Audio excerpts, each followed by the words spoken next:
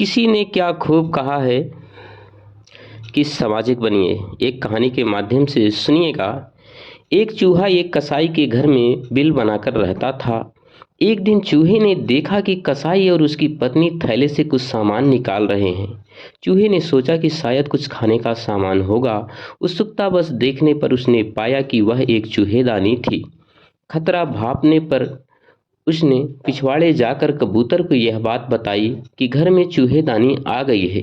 कबूतर ने उस चूहे का मजाक उड़ाते हुए कहा कि मुझे क्या, मुझे कौन सा उसमें फंसना है। निराश चूहे ने यह बात मुर्गे को बताई। मुर्गे ने उसकी खिल्ली उड़ाते हुए कहा कि जा भाई जा, ये मेरी समस्या नहीं है। हताश चूहे ने बाड़े में जाकर बकरे को ये बात बताई तो बकरा हंसते हंसते लोटपोट होने लगा। कबूतर, मुर्गे और बकरे के बाद चूहे की हिम्मत किसी और के पास जाने की नहीं हुई। वह मन मसोच कर रह गया कि देखे चूहेदानी क्या गुल खिलाती है। उसी रात चूहेदानी में खटाक की आवाज़ हुई। चूहा तो सतर्क था, लिहाजा उसके फंसने का कोई सवाल ही नहीं था। हाँ, गलती से उसमें एक जहरीला सांप जरूर फंस गया था। अंधेरे में उसकी पूंछ को चूहा समझकर कसाई की पत्नी ने उसे निकालना चाहा तो सांप ने उसे डस लिया। सांप काटने से कसाई की पत्नी की तबीयत बिगड़ने लगी तो कसाई ने हकीम को बुलवाया। हकीम ने उसे कबूतर का सूप पिलाने की सलाह दी। कबूतर अब पतीले में उबल रहा था।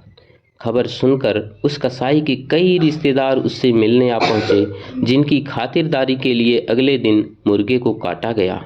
कुछ दिनों बाद उस कसाई की पत्नी की तबीयत ठीक हो गई। कसाई ने इसी खुशी में अपने दोस्तों को एक दावत दी तो बकरे की बारी आई। अब बकरा बावर्ची खाने में था। सबको सतर्क सचेत करने वाला चूहा तब तक वहां से बहुत दूर जा चुका था, बहुत दूर।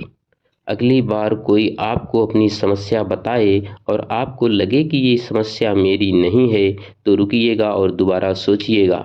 समाज का कोई अंग, कोई तबका, कोई समुदाय, कोई नागरिक खतरे में है तो हम में से किसी को भी, यहाँ तक कि पूरे देश को खतरा हो सकता है। अपने अपने दायरे से बाहर निकलिए, स्वयं तक सीमित मत रखिए, सामाजिक बनिए और देश के विकास में अपना योगदान दीजिए।